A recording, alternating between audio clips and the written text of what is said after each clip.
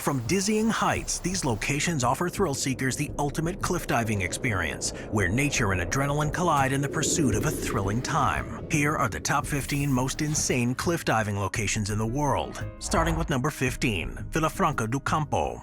A favorite of cliff diving purists, Villafranca do Campo is a small village in the Portuguese Azore Islands, and it's got an incredible dive spot. You see, it's home to a horseshoe-shaped islet that was created just after the collapse of a volcano, and the resulting cliff is 27 meters high above the water.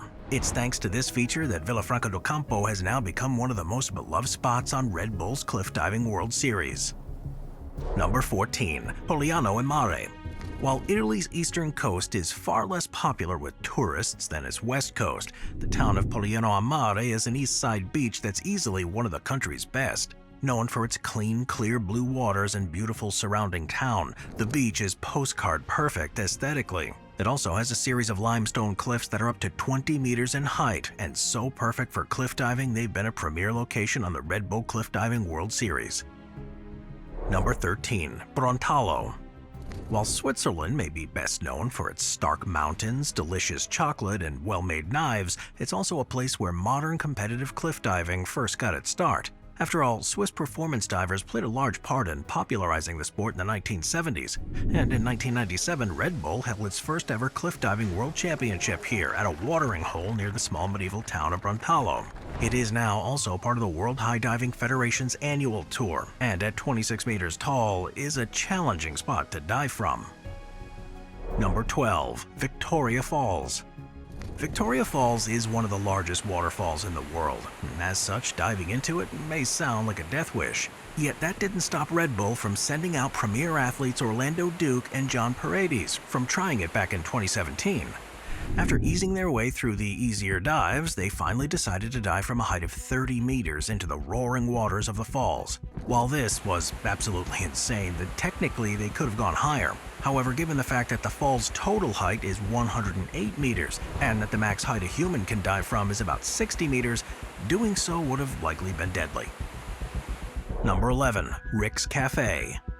Of all the spots on this list, few are as famous as Rick's Cafe.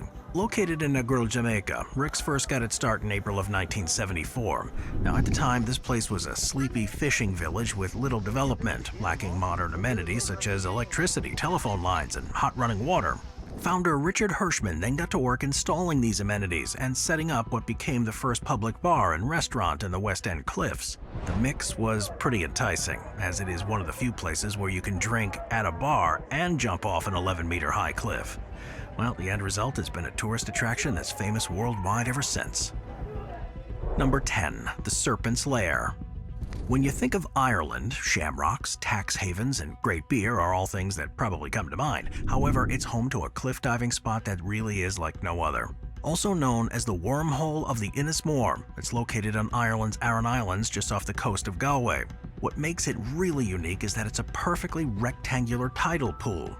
Now, what's crazy about it is that it looks man-made, however, it's actually natural, as it formed thanks to a near-perfect erosion of the limestone rock by the water and wind of the sea. Now, according to legend, it houses a sea serpent, and whenever you hear the sound of screeching, stormy winds nearby, it is in fact the sea serpent making its presence felt. Yet the reality is that a serpent-less hole is only periodically filled with water. Every time the tide hits, water enters into the wormhole, both from above through crashing waves and through the bottom via a subterranean cavern. Now, unlike many tide pools, depth here is not an issue. While estimates vary, it's believed to be somewhat between 150 and 300 meters deep. The depth not only makes it possible to dive in, but also makes it a popular spot for scuba divers. However, I should warn you that diving here isn't recommended. After all, the natural pool is prone to underwater currents, and if something does go wrong, it can be difficult to find your way out. Yet that hasn't stopped Red Bull, of course, from holding high dive competitions there. Ever since 2014, it's been a stop on their high diving world tour, as they set up a 27-meter high platform above the tidal pool for pro athletes to dive into. And I'm sure that its relatively small size makes it a pretty scary place to dive into. The cliff diving athletes here on tour take it in stride. Number 9. Pouklar. The town of Ontinyent has long been a stopover between the Spanish cities of Murcia and Valencia, but one area that often gets missed by less discerning travelers is Pouklar. For reference, Pool Clar only exists because of human intervention. Long ago, the valley that Pool Clar is located in had many working water mills, and in order to accommodate them, the path of the river Clarino was modified in order to ensure the water flowed into all these mills. This created a bunch of man-made rock pools alongside pre-existing natural rock pools, and the end result was a great place to cool off in, or if you're brave enough to go cliff diving during the summer. Home to several rock platforms that are as much as 10 meters above the water, Pool Clar is interesting since it's got a variety of pools to choose from, including the Pool of the Slaves, the Clear Pool, the Frozen Pool, the Side Pool, the Dark Pool, and the Pool of Horses. Each pool is unique in terms of its water, color, depth, and size, providing suitable options for people of all swimming abilities and making some safer to dive into than others. It's these various pools that have made this place popular since at least the early 20th century, although if you decide to visit, be warned that it is one of the less built-up spots on this list. While local authorities have recently approved access to the site by installing a series of ramps and steps, they also limited development in order to protect Pool Clar's natural beauty. As a result, be prepared, as there's no public restrooms, changing facilities, or refreshments nearby, and also it's prohibited to bring food and glass drink containers to the waterside.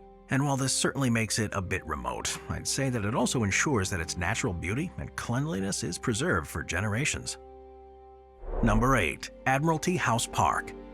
Bermuda is easily one of Great Britain's most famous overseas territories due to its beautiful beaches and association with a strange and mysterious triangle. However, what it's not quite as known for is its cliff diving spots, although Admiralty House Park definitely deserves some recognition. Located about 3 kilometers from Bermuda's capital city of Hamilton, it's a cliff diving spot with a very unique history. You see, Admiralty House was gifted to the British Royal Navy by the Bermuda government back in the 1800s. The home was originally designed to house admirals who were stationed at the nearby dockyards, hence the name. Over time, its purpose has changed, as it's also served as a Navy hospital and as a signal center for intercepting coded messages during World War II.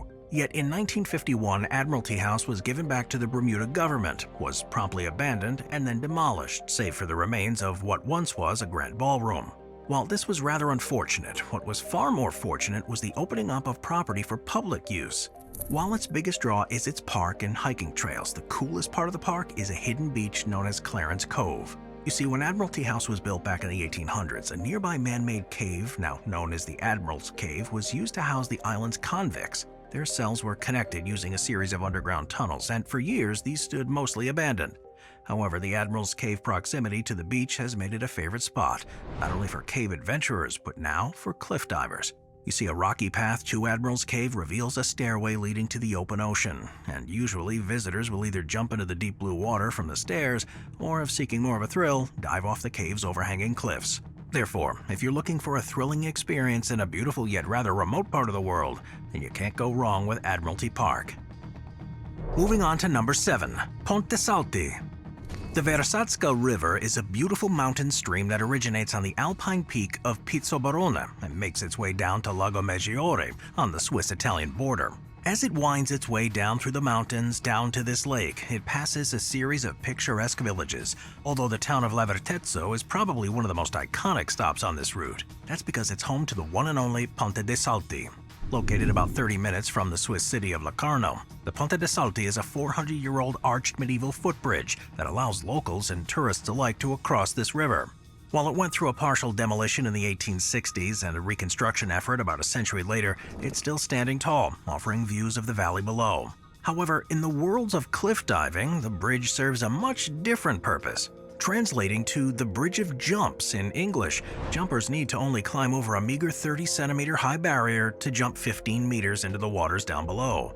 Given that the water comes from a mountain spring in the Alps, it's known for being pretty cold and having strong currents. However, so long as you're willing to brave the conditions, few jumps are quite as scenic. Best of all, if you're willing to make the jump, it's common for onlookers lounging around the outskirts of town to cheer you on, making it a situation where the risk is likely worth the reward. However, I should warn you that jumping here requires a bit of caution. Due to the crystal clear aquamarine color, the waters of this river have also attracted scuba divers, who often visit while fully decked out in wetsuits and cold weather gear. This means that if you jump, you gotta look below you, as one mistimed leap can lead to a world of pain for both you and the unfortunate scuba diver. Yet, so long as you're pretty cautious, cliff jumping here paired with a nice afternoon hike is a great way to spend a day in southern Switzerland. Number 6. Havasupai Falls. Every year, about 5 million people flock to the Grand Canyon. It's not hard to see why. After all, it's been hailed as one of the 7 natural wonders of the world. Yet while many simply look at it from a viewing area or go through it on a hike, a trek deep into the reservation of the local Havasupai tribe reveals an incredible waterfall. Hidden deep within a side canyon, Havasupai Falls is stewarded by the Havasupai people, whose name translates to "people of the blue-green water" in English. Tucked within the Havasu Canyon, it's quite secluded from the hustle and bustle of the Grand Canyon, and this secrecy is largely thanks to the tribe's understandable reluctance to fully open the gates.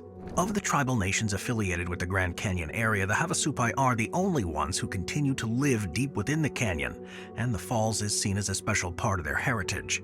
In order to enter, you've got to apply for a camping permit, and even then, only a small portion of applicants are allowed to enter the village of Supai, which is where the falls are located. Even if you do get your hands on a permit, getting to the falls is a bit tricky, as it can only be reached by helicopter, horse, or mule. Or if you're really hardcore, via a 16-kilometer-long hiking trail. It's also worth noting that day trips here are prohibited, and you must instead commit to camping for the night while visiting. Once there, the views from the 30-meter-tall falls are unparalleled, while its water is a stunning turquoise thanks to its high level of calcium carbonate. If you like to do more than simply admire the falls, you should be happy to know that the tribe also permits visitors to jump from the high cliffs around the falls and swim to a rocky shelter located behind it. This makes a trip here nothing short of exhilarating. And in case you somehow get bored, you can also venture off into the nearby Mooney, Navajo, Supai, and Beaver Falls, all of which are beautiful in their own ways. So if you want a Grand Canyon cliff jumping experience like no other, I'd suggest looking into a Havasupai permit. Number 5. La Quebrada.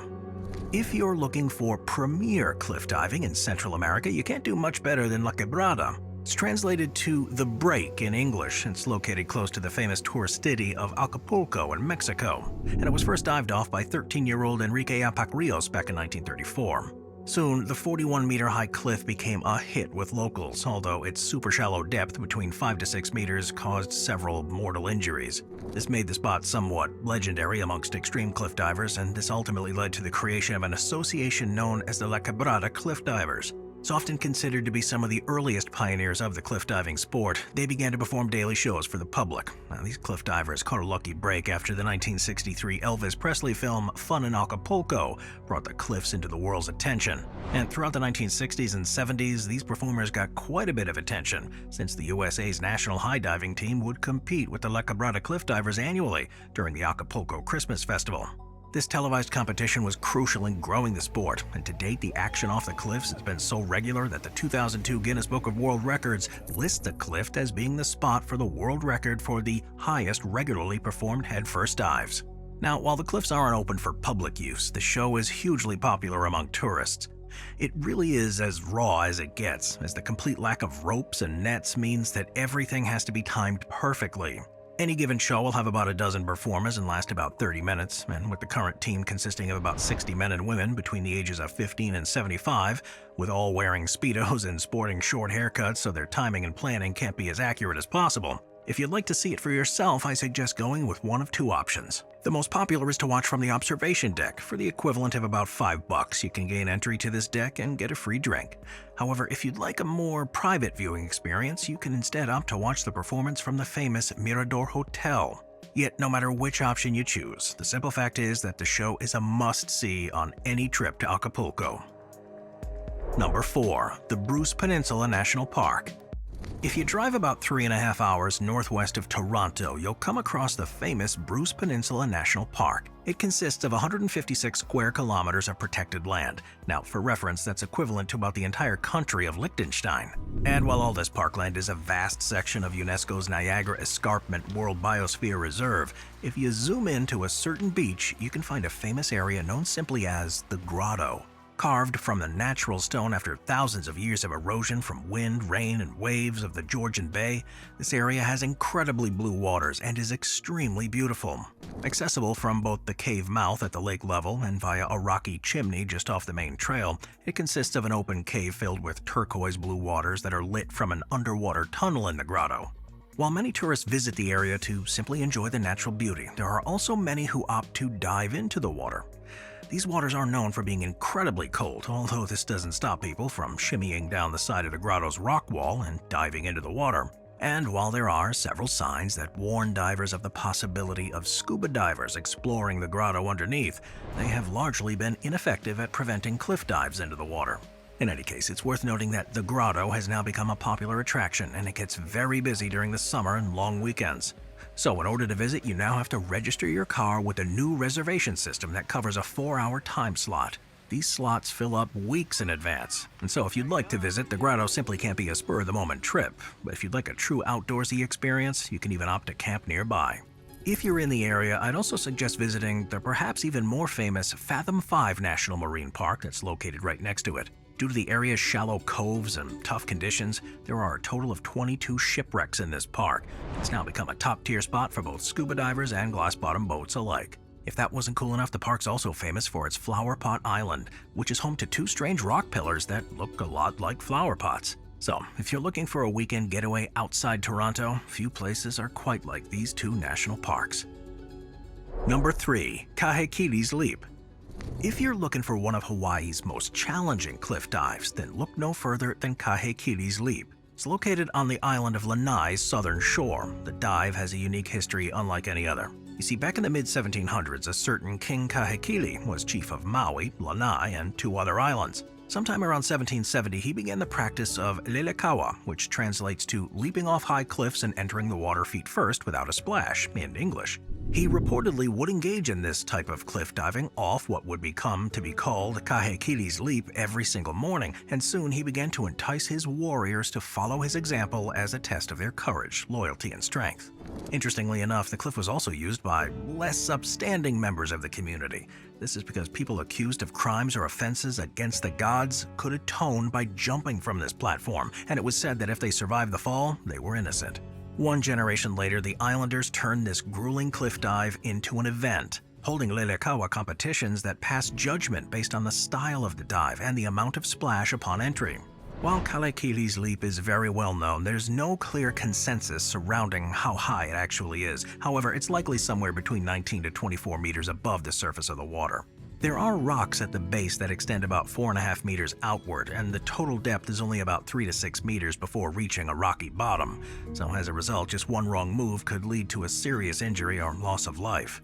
And it's for this reason that usually only very skilled divers or professional athletes opt to dive here. So if that wasn't crazy enough, just getting here is an adventure in and of itself, as it requires using a 4-wheel drive vehicle driven by a very skilled driver that can move through narrow dirt roads along sea cliffs. However, once there, you are rewarded with spectacular views of the ocean, making this cliff the perfect spot for sightseers and extreme cliff divers alike. It's also worth noting that according to the Red Bull Cliff Diving World Series, this spot marks the origins of the sport of cliff diving in general, and the organizers of the event hold King Kahekili to such a high esteem that they've even named the Champions Trophy after him. As such, this cliff has a special place in the hearts of many cliff diving aficionados. Number 2. Furore Fjord. The Amalfi Coast is famous for its trademark villages of Positano, Amalfi, and Ravello. But if you're willing to start slightly off the beaten path, then you can witness some of the best cliff diving that southern Italy has to offer. Translating to Fury in English, Furore is barely a town at all. After all, unlike practically every other village in Italy, it has neither a main square nor a town center. Instead, it consists of just a tiny sprinkling of little cottages on a rock face, and for years it existed in relative obscurity. In the eyes of the locals, this was perfectly fine. After all, the area was home to a small fortress, which, due to its unique geographic position, was almost impossible to penetrate. This in turn protected the locals and kept the foreign influences and armies out. However, the small fortress is no longer there, yet the fjord remains as narrow as ever. For those of you who don't know, a fjord is a long, narrow, deep inlet of the sea between high cliffs. These are commonly made by glaciers and are very common in places such as Norway and Iceland. However, the fjords of the Amalfi Coast are not glacier-made, but formed via erosion. This makes them pretty unique, and the Fiore Fjord is a beautiful example of this type of geographic formation. Yet what makes this fjord really striking is the fact that it's not only tall, but also has a beautiful bridge connecting both sides of it. Located nearly 30 meters in the air, the bridge is pretty high, making it a great place for more seasoned cliff divers to compete. Each year on the first Sunday of July, contestants dive off the bridge into the fjord as part of the Marmeeting High Diving World Cup. The dive isn't easy. After all, the divers have just 3 seconds to coordinate their movements before entering the water at speeds up to 100 kilometers an hour. Yet, if they can pull off their dives to the judges' satisfaction, they're crowned champion of the world. If you'd like to visit Fiore for yourself, you'll have to travel down the infamous Amalfi Coast Road, which is known for its zigzags, heavy traffic, thin lanes, and sharp, steep cliffs. Once you reach the town's designated parking spot, you then have to walk 200 stony steps down below to the beach. And while this may be a bit of a trek, it's by all accounts totally worth it. It's also worth mentioning that the fjord has been on the silver screen. Most notably, Roberto Rossellini filmed the second episode of his movie L'Amore here. This was rather interesting because he and leading female protagonist Anna Magnani were lovers both in the movie and real life, with both spending time during and between scenes at the beautiful Villa d'Estorta, which is one of the town's fishing houses. So, if you too want to experience the romance of an Italian summer, you cannot go wrong with a visit to this beautiful town. Number 1. Stari Most. While technically not a cliff, Stari Most gets a spot on this list for being one of the most beloved diving locations on the planet. Known as the Mostar Bridge in English, Stari Most is located in Bosnia and Herzegovina, and it was first commissioned by none other than Suleiman the Magnificent after his successful conquest of the city of Mostar. He got to work constructing the bridge in 1557, having designed it by architect Mimar Herudin. After 9 years of work, the end result was a masterpiece of Ottoman Turkish architecture, elegant in its simplicity. The bridge consists of a single 30-meter wide and 24-meter high arc. Connecting the steep riverbanks of the Neretva River, it's guarded on both sides by 2 large towers that sharply contrast the streamlined silhouette of the bridge. Over time, Mostar's inhabitants have made a habit of jumping off the bridge. Traditionally, young men would jump off the edge to signal their manliness, and generally speaking, this would only be after a long training period. Today, locals will perform the jump for a price. Usually several tourists will actually pitch in to pay a local to do an especially performative jump. But if you go and speak to the Mostar Diving Club, even a tourist can do the jump for a fee. Usually, a member of the club will have you practice on a 3-meter high platform to make sure that you can do the jump without seriously injuring or killing yourself. Once this member is satisfied, you pay 25 euros and then are allowed to jump in. In the past 10 years, only about 750 tourists have done this, and successfully completing it gives you a spot on the Mostar Diving Club Hall of Fame. While there is a list of the approximately 2,000 people who have made the jump, only around 10% of these are women. So if you're a lady with a sense of adventure, jumping here would be a cool way to make a mark. Now, I should warn you that there are some very real risks to going through with this. First and foremost, the jump is very dangerous. After all, several tourists have died while doing it over the years, and an imperfect technique could easily lead to your death. In fact, since 2015, Mostar has been famous for being a location on Red Bull's Cliff Diving World Series, and even a competitive diving athlete passed away here while competing in 2018. So a dive off this bridge is not advisable unless you truly are prepared. Oh, as a final note, it's also worth mentioning that the bridge is being jumped off today is not the same that was one put up hundreds of years ago. You see, on November 9th of 1993, the bridge was destroyed by the Croatian armed forces during the Croat-Bosniak War, and after being shelled into oblivion. This was because the bridge was being used as a military supply line by the opposing army of the Republic of Bosnia and Herzegovina, and the end result was the destruction of one of the area's most important historic sites. Thankfully, after the war was over, calls were made to reconstruct the bridge. So from 2001 to 2004, that reconstruction took place. Thankfully, much of the original stone was in good enough condition to be salvaged from the bottom of the river, and the rest was replaced with new blocks quarried from the same locations used for the original. An effort was also made to not use modern techniques and instead try to imitate those that would have been used during the building of the bridge back in the 1550s and 60s. The end result is a bridge that more or less perfectly mirrors the original and will hopefully be enjoyed for generations to come. Thanks for watching, guys. I'll see you next time. Thank you to our channel members.